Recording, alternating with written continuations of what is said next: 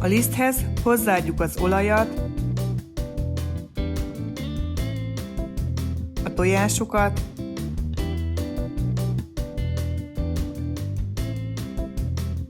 a tejet, a vaníliás cukrot, és belemorzsoljuk az élesztőt.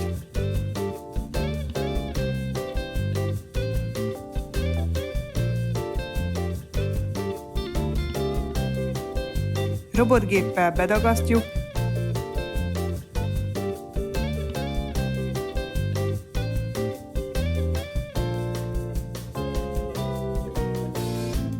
majd kézzel is átdolgozzuk. Letakarva 1 órát kelesztjük. Ez idő alatt elkészítjük a krémet. Egy lábasban felolvasztjuk a margarint, hozzáadjuk a cukrot és a kakaót, majd elkeverjük.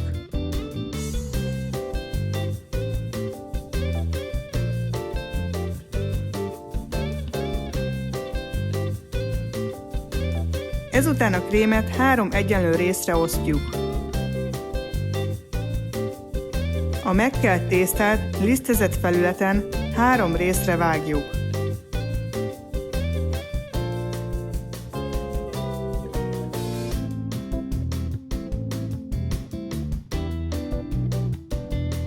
Egyenként kisodorjuk és megkenjük a krémmel.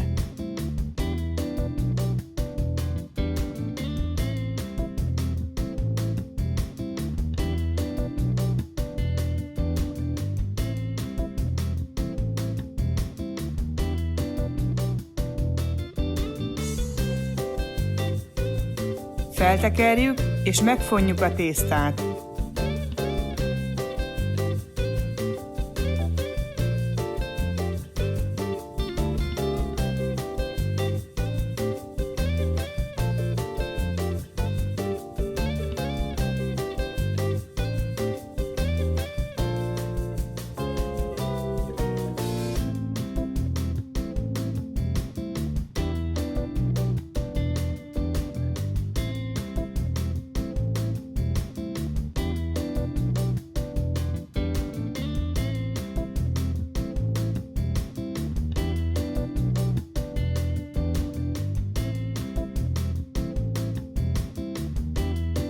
Sütőpapírral bélelt tepsibe tesszük, és felvert tojással lekenjük.